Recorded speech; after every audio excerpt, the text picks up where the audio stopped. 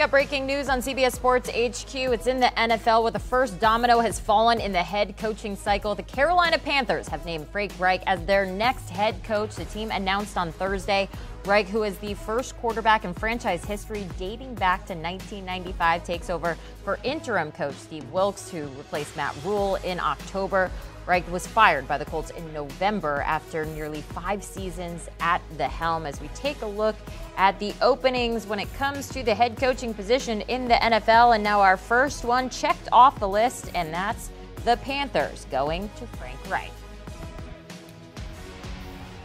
Let's welcome in our Jonathan Jones with the latest on this breaking news. So Reich is an offensive-minded head coach. He has the NFL experience. What is Carolina getting in Reich? Well, they're getting, Jenny, leadership. They're getting experience. They're getting accountability.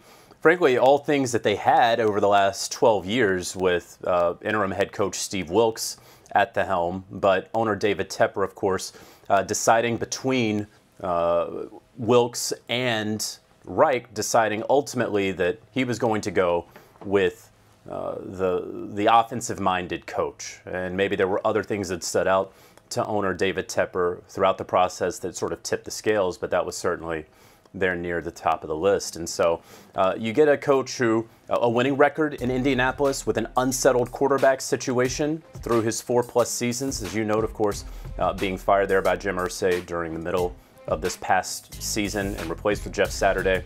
And so he's going to be able to navigate the quarterback waters, a quarterback himself, a guy who is extremely well respected around the league, very big in the Christian community in the NFL. He actually did seminary in the Charlotte area after his playing days were over, has a number of Charlotte ties. His daughter is in the marketing department, just got a job there. Another one of his daughters went to high school in Charlotte, and so it's a very familiar job here for Frank Reich, going to Carolina in a real full circle moment for this franchise. You mentioned Steve Wilks there. He made such a strong case as the interim head coach, now finalist for the head coaching position. Do you think Reich keeps him on staff? How is that one going to play out? Yeah, that's going to be interesting because I think that Frank Reich would be very fortunate for Steve Wilks to stick around and be on his staff there as the defensive coordinator, as potentially an assistant or associate head coach. That, of course, if that offer is there to be determined, if that's an offer that Steve Wilks wishes to take up, still to be determined. It wasn't very clear what Steve Wilks' prospects were outside of Carolina. But we see right here his resume. Obviously got a raw deal in Arizona back in 2018 where he was in an arranged marriage with an offensive coordinator with a quarterback that he didn't wish to take. But then when he gets the interim coaching job there in Week 6, we see how he finished out the season. We remember that the Panthers traded away Christian McCaffrey, their best player, that he was able to really steady that boat. And not only that, but have them within game at the end of the season of the NFC South title, that they were right there in a very tight game in the fourth quarter against the eventual division champion Tampa Bay Buccaneers. And so I think a number of folks in Charlotte, I know that a number of folks in Charlotte were hoping that Steve Wilks would get the job. I know that he had the support of the locker room in getting it. But now the Panthers, of course, have to turn their attention to, as you know, filling out Frank Reich's staff, and then, of course, how they're going to find their quarterback in the draft with the number 9 overall pick. That's what I want to talk to you about. Now, Reich has a reputation for elevating quarterbacks' play. You think like Carson Wentz, Nick Foles, turning them into MVP candidates. You know, there have been some great ones, some not so successful. So when you look at Carolina's quarterback situation, now you have Sam Darnold at the helm. Our Ryan Wilson has Carolina picking Anthony Richardson as their next quarterback. How do you see this situation coming to terms? Yeah, I think that the Panthers could absolutely take a quarterback at 9. You know, they're going through their process right now as we reach all of the East-West and the Shrine Games and the Senior Bowls, and we're going to head out to Indy next month for the Combine, and so that evaluation process is really going to start up. I think the Panthers know that without trading up to one of the top 3 picks, they're not going to get a Bryce Young or a C.J. Stroud, and so now you're talking about Will Levis. Now you're talking about Anthony Richardson. And so do you stand pat at 9? Do you try to be a little aggressive and move up? Perhaps you determine that one of those quarterbacks that you like is actually going to be available a little bit later. Maybe you trade down. All of those things still very, very early to be determined, but I feel extremely confident that the Panthers, they're not going to come out of the 2023 NFL draft without a quarterback and looking at a veteran option like they had the last 2 years. You go back 2 years to Sam Darnold, last year to Baker Mayfield.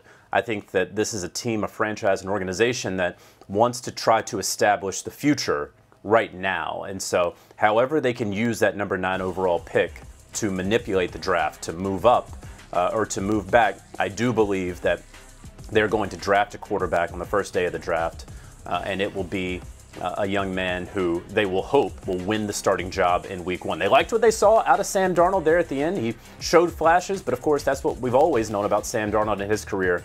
He's just sort of shown flashes. We know that they dealt Baker Mayfield. They have P.J. Walker, who is really sort of a Matt Rule player that Steve Wilks ultimately inherited.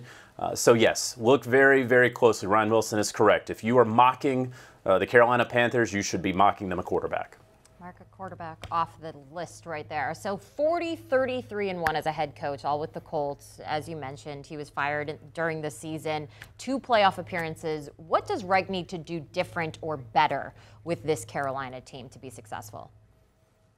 Well, he has to make sure he finds a quarterback, and I'm not going to say that all that was on Frank Reich. Certainly not. I think the general manager, Chris Ballard, has fallen on his sword plenty in this postseason press conference and last year's postseason press conference about the team's inability to find that franchise quarterback. And so that Frank Reich wasn't able to get over the hump with Carson Wentz, especially in the final 2 games of last year, that Matt Ryan struggled a bit at the start of the season, and then he wasn't able to play Matt Ryan, and then he was fired, and then the interim coach got to play Matt Ryan.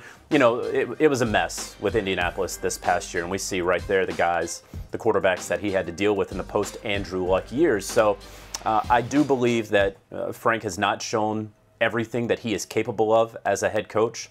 I think it is very fair and deserving for him to get a second opportunity in the NFL. He's going to have to figure out, of course, that quarterback position. But again, a very well-respected man away from the football field, certainly within NFL circles, very well-respected. And there aren't many coaches who get fired and then with as much uncertainty at the quarterback position as Frank Reich had over his 4+ seasons and gets fired with a winning record. That speaks very well to Frank Reich and his coaching acumen that Carolina hopes continues in Charlotte.